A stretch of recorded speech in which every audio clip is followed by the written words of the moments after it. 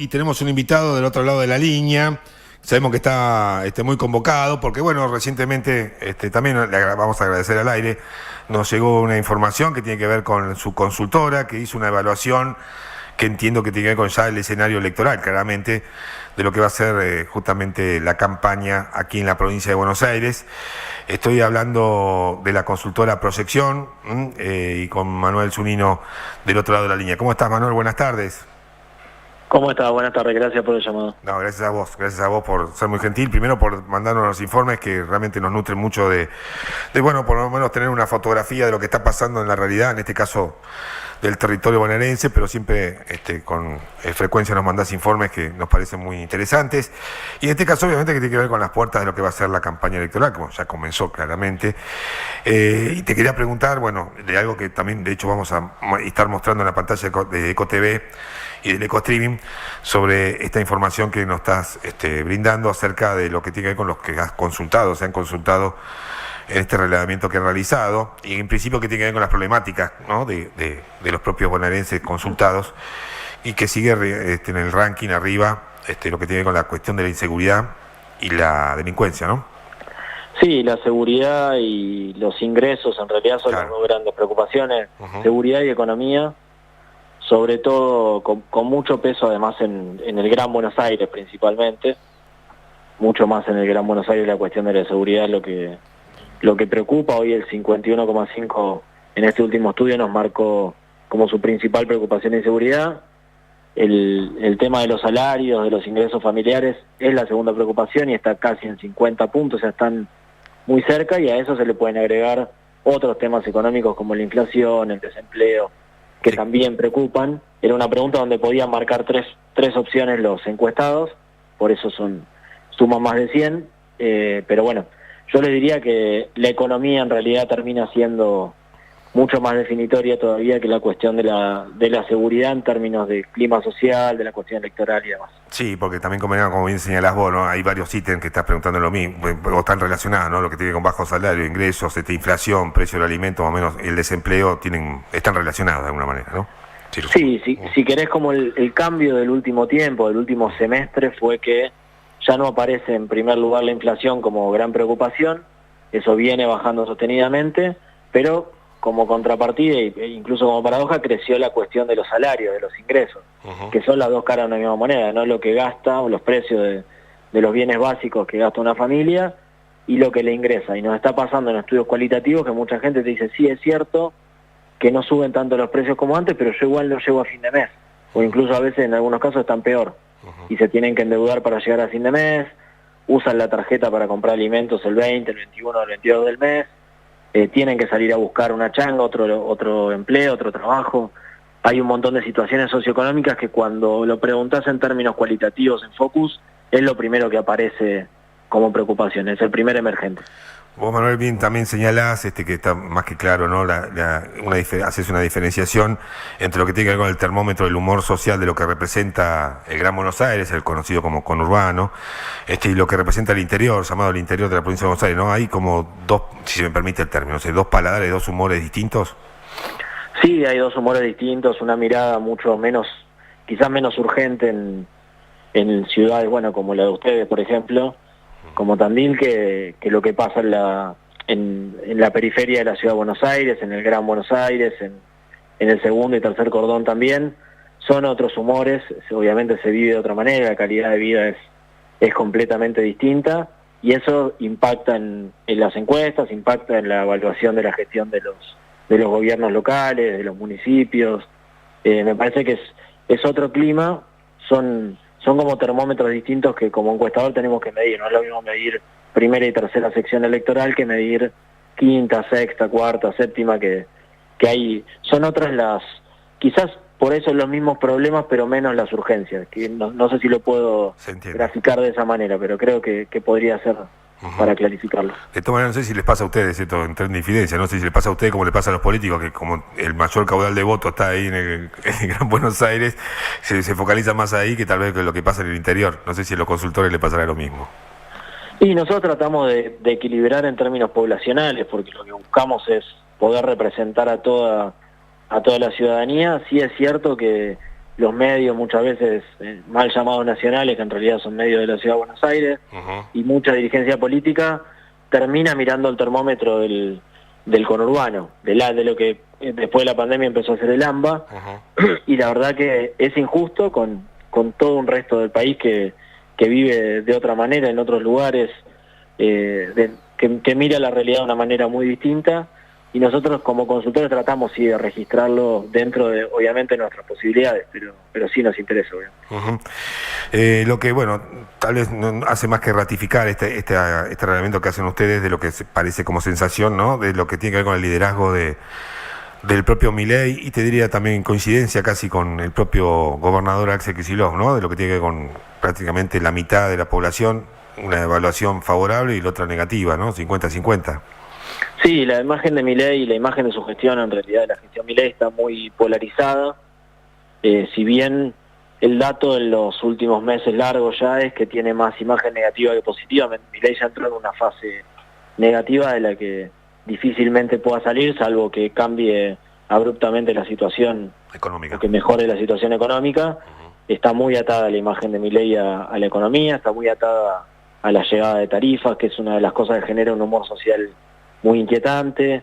Obviamente en el medio hay un desgaste lógico de un gobierno como cualquier otro, pero Milei viene en una zona de descenso leve, que cuantificada en lo que va del año son más de 5 puntos en la evaluación de su gestión en la provincia de Buenos Aires, y entrando, como te decía Guillermo, ya en una fase negativa. Ya Milei no se salva de lo que le pasa al resto de los dirigentes nacionales, que tienen más rechazo que aprobación.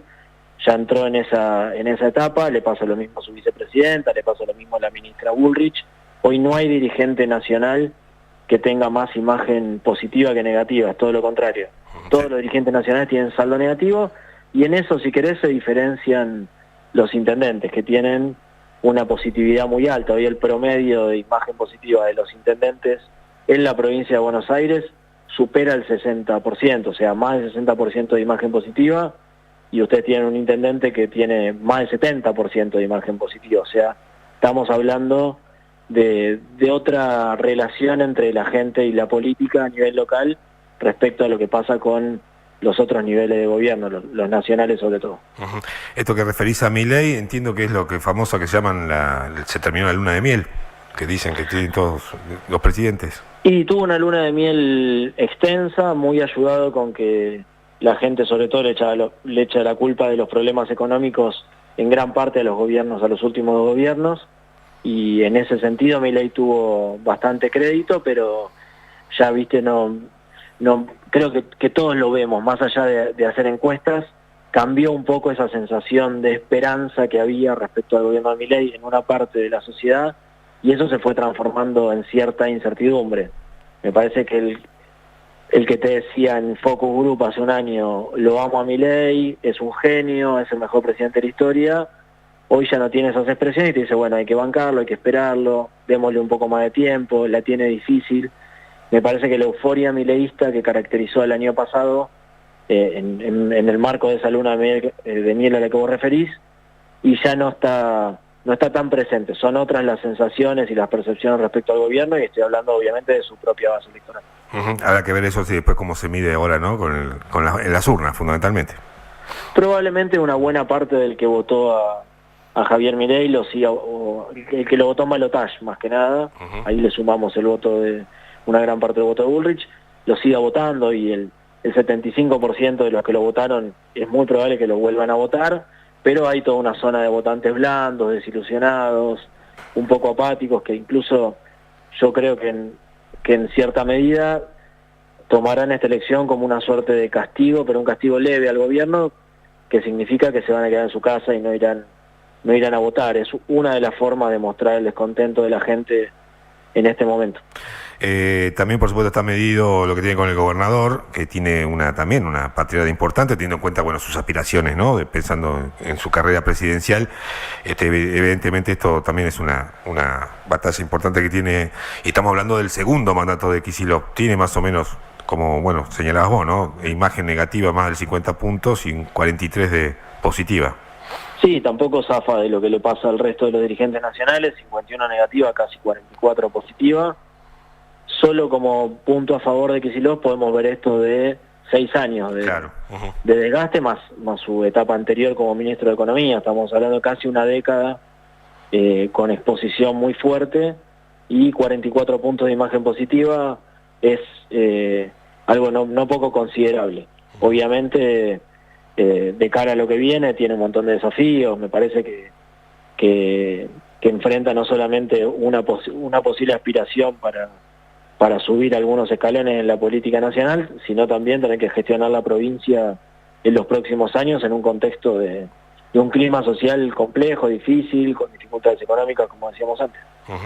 Sí, lo que me llama la atención, bueno, no tanto, que tiene que ver con esto que marcan también en la encuesta, que en cuanto al liderazgo, ¿no?, de ella dentro solamente del PJ, que Kicillof y prácticamente Cristina tienen la misma imagen, ¿no?, a favor y en contra. Sí, tiene una imagen muy parecida, un poquito mejor Kicillof, que sobre todo en provincia de Buenos Aires le va bastante mejor en el interior de la provincia que a Cristina Kirchner, y eso le permite sacarle algunos puntitos de ventaja, pero se parecen mucho a los que tiene en general. El que tiene imagen positiva de uno tiene imagen positiva de la otra. Son muy parecidos en términos poblacionales esos segmentos, y no hay grandes diferencias entre ellos. Estamos hablando con Manuel Zunino, consultor justamente de la consultores de proyección, que siempre hacen relevamientos y muy certeros, por cierto, de lo que tiene con la fotografía, de lo que pasa del humor social en este caso, y bueno, también por supuesto pensando en lo que tiene con las cuestiones electorales netamente de este año. Manuel, dejaste ahí, deslizaste lo que tiene que ver lo que sería, en otro momento era el voto castigo, era poner un Clemente en la boleta, poner un cualquier cosa. En su momento fueron otras maneras de expresarse, el voto en blanco, voto nulo. Ahora se está dando, ahora en algunas provincias se ha dado, y creo que es entre comillas, entiendo que incluso coincidente de todos los sectores políticos, el temor de lo que tiene con el ausentismo, ¿no?, con no ir directamente a votar. ¿Eso lo tienen también de alguna manera medido, lo han percibido?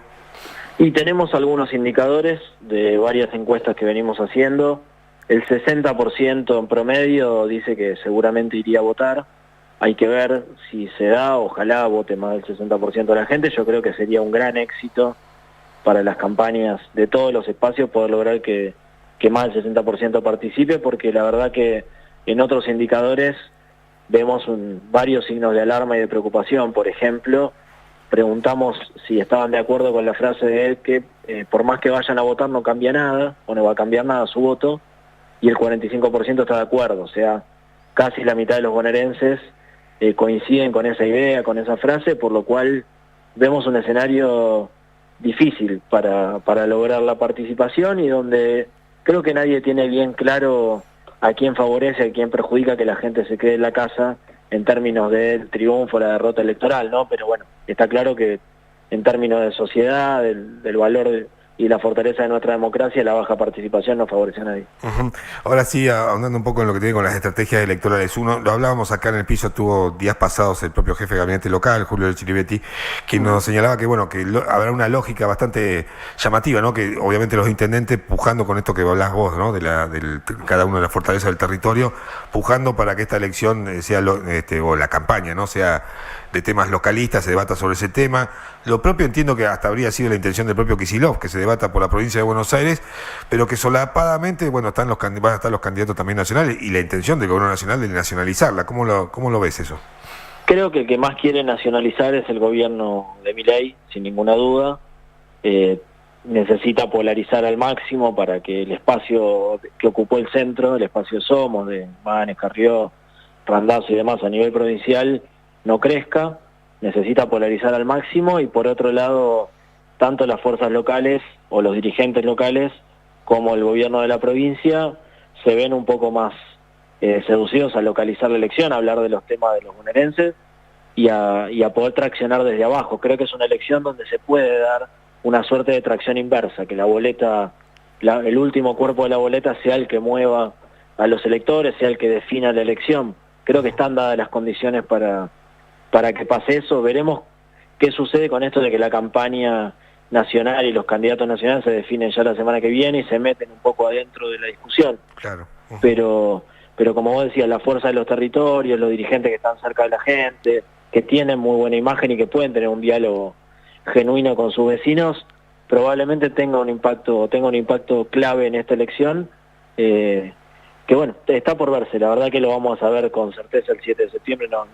No es tan fácil hacer pronósticos en un contexto tan volátil y de tanta apatía.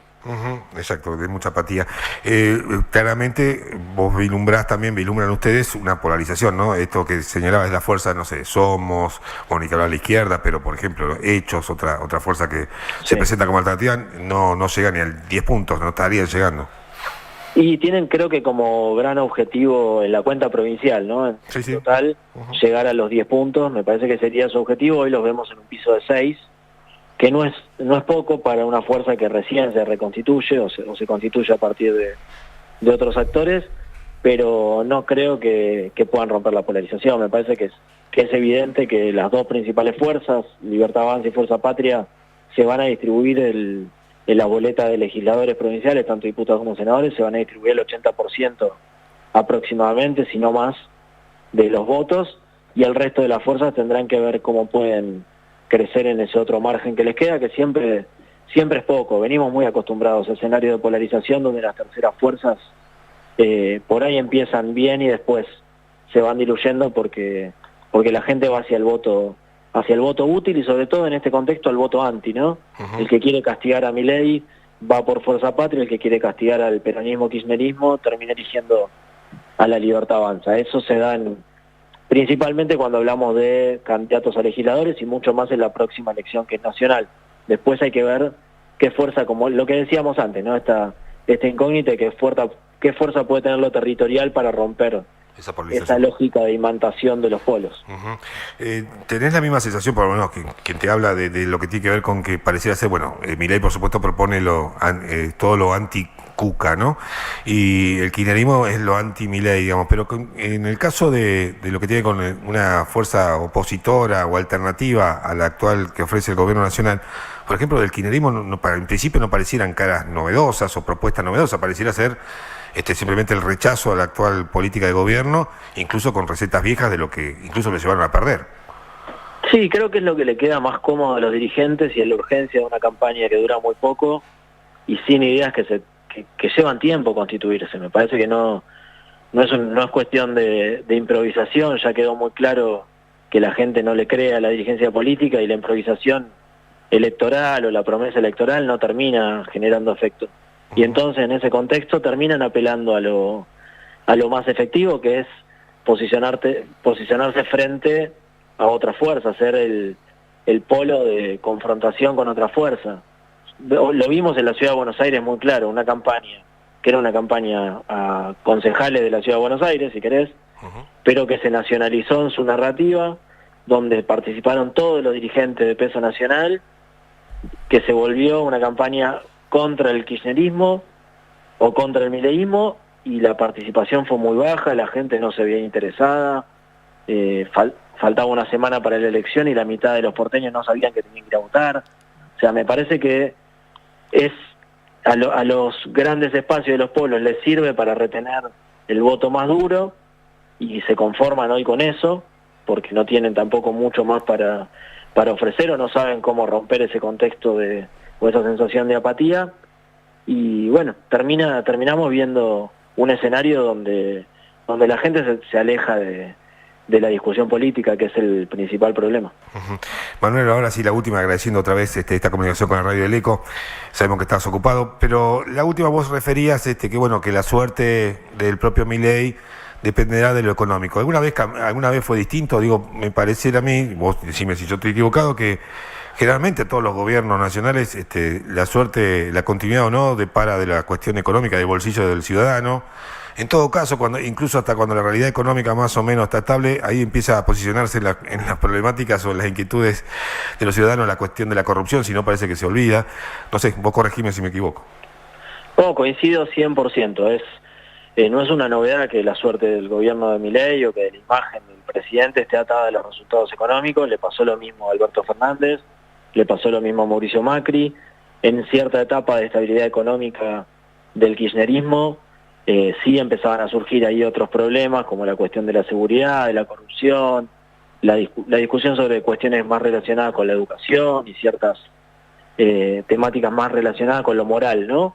Que con lo material o lo efectivo, pero siempre la suerte de los gobiernos está atada a la resolución primero de las urgencias, que son las cuestiones económicas, y Milei obviamente no escapa a eso, y sobre todo porque su gran promesa fue resolver la situación económica que heredó de los otros gobiernos, así que si no lo logra, tarde o temprano va a pagar un costo. Hasta aquí, digamos, sí logró supuestamente lo que tiene que ver con el famoso déficit cero. En realidad eso no lo había prometido, pero sí lo que tiene con la inflación. Hay que ver la otra realidad, como bien señalas vos, que hoy es lo que preocupa a la gente, que tiene que ver con la cuestión económica de los salarios y demás, que no llegan a fin de mes.